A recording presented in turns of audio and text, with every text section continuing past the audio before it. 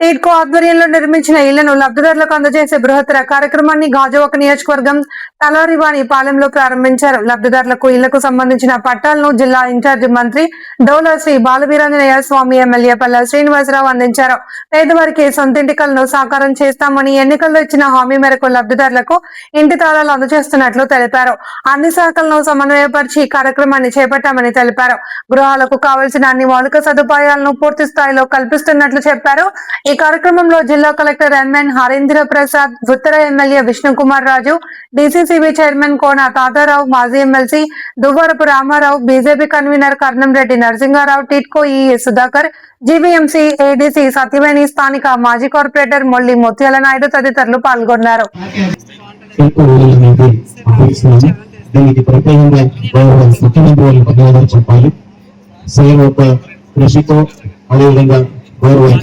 MLA మంత్రివర్యులు నారాయణ గారి యొక్క కృషితో ఈ సొంత ఇంటి కళ ఈ రోజు చాలా మందికి నెరవేరుతున్నది.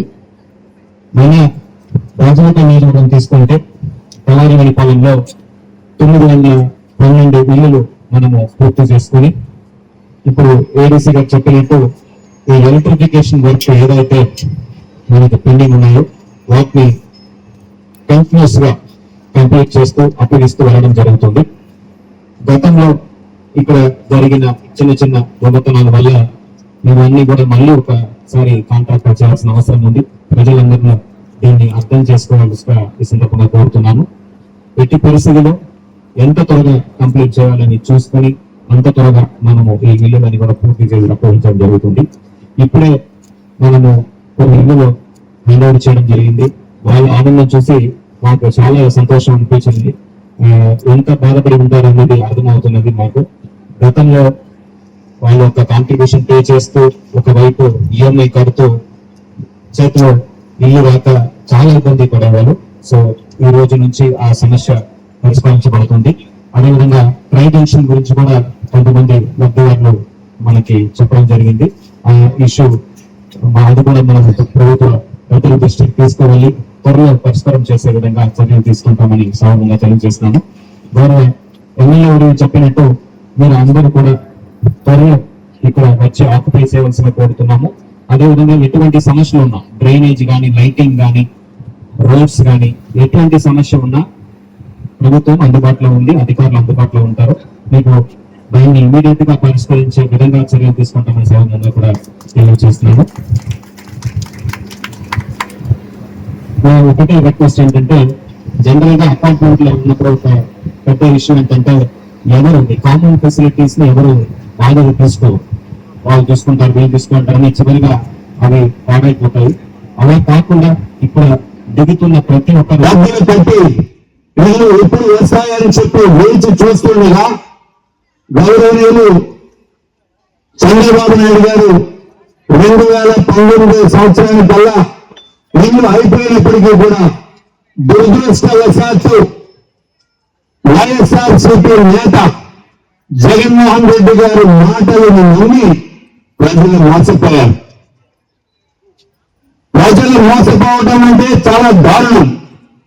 ఈ భారతదేశంలో ప్రతి ఒక్కరికి కూడా ఇల్లు ఉండాలి అనే ఉద్దేశంతో ప్రధానమంత్రి నరేంద్ర మోడీ గారు ప్రతి ఒక్కరికి ఇల్లు ఉండాలి అనే కాన్సెప్ట్ తీసుకొచ్చి ప్రధానమంత్రి ఆవాస్ యోజన అర్థం కింద అట్లాగే రూరల్ కింద కూడా ఒక కాన్సెప్ట్ తీసుకొచ్చి మన ఆంధ్ర రాష్ట్రానికి ప్రతి ఒక్కరికి ఇల్లు ఉండాలి. ఏ రాష్ట్రానికి ఇల్లు కావాలనుకుంటే ఆ రాష్ట్ర ముఖ్యమంత్రులు అప్లై చేసుకోండి అంటే ఆ రోజు గౌరవనీయులైన ముఖ్యమంత్రి చంద్రబాబు నాయుడు గారు 5,18,000 ఇళ్ళకి అప్లై చేస్తే ప్రతి ఒక్కరికి కూడా ఉచితంగా 1,00,000 రూపాయలు కేంద్ర ప్రభుత్వం శాంక్షన్ చేసింది. 1,00,000 రూపాయలు ప్రతి ఒక్కరికి కూడా.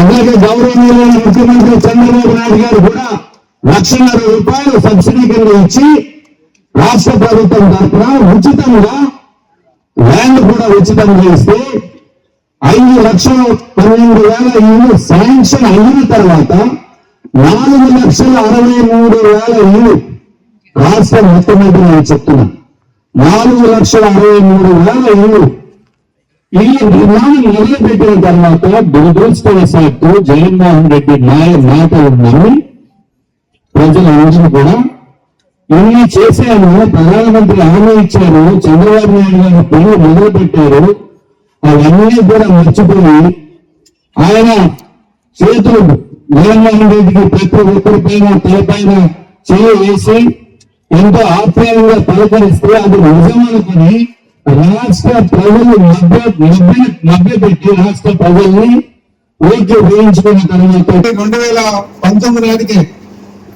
2019 మార్చి నాటికే ఇవి పూర్తయ్యాయి. ఈరోజు మీరు ఏదైతే చూస్తున్నారో అదే విధంగా 2019లో కూటమి ప్రభుత్వం దిగిపోయిన తర్వాత ఎలాగైతే ఉన్నాయో అలాగే ఉన్నాయి. మరి మీరు అనొచ్చు 20 నెలలు అయింది కదా, మళ్ళీ ఎందుకు వదిలేశారండి? అందుకే ఎప్పుడైనా సరే నాయకులకి పరిమితి ఉండాలి. ఒక ప్రభుత్వం తీసుకున్నటువంటి నిర్ణయాన్ని మళ్ళీ వచ్చేటువంటి ప్రభుత్వాలు అవి ప్రజలకు ఇబ్బంది లేకుండా తీసుకోవాల్సిన నిర్ణయాలు ఉన్నాయి. ఆ నిర్ణయాలు తీసుకోకపోవడం వల్ల గడిచిన 5 సంవత్సరాలుగా మేము ఇచ్చిన ఒక లిస్ట్ అయితే వారు ఇంకొక లిస్ట్ ఇచ్చి నాకు తెలిసి 4 ఇళ్ళకి ఒక 3 ఇళ్ళు ఉన్నాయంటే 5 ఉన్నట్టుగా ఉంది. కొంతమంది టీవీలు పట్టుకొని తిరుగుతున్నారు, కొంతమంది పాత అలాట్మెంట్లతో తిరుగుతున్నారు, కొంతమంది కొత్త అలాట్మెంట్లతో తిరుగుతున్నారు. ఎక్కడ సమాధానం చెప్పలేనటువంటి పరిస్థితి వచ్చింది. చివరికి మనం ఎలాగైనా సరే ఎక్కడో మొదలు పెట్టాలి. ముందు మన లబ్ధిదారులు ఎవరైతే ఉన్నారో, ఎవరికైతే రిజిస్ట్రేషన్ జరిగాయో, ఎవరికైతే లోన్స్ వస్తున్నాయో వాళ్ళని ముందుకు విడిచిపెట్టేద్దాం అని నిర్ణయం గౌరవ ముఖ్యమంత్రి గారు తీసుకోవడం జరిగింది. అలాగే హౌసింగ్ మంత్రి, మున్సిపల్ మంత్రి అయినటువంటి నారాయణ గారు తీసుకోవడం జరిగింది. కూటమి ప్రభుత్వం తీసుకోవడం జరిగిందని చెప్పి ఈ సందర్భంగా తెలియజేస్తున్నా.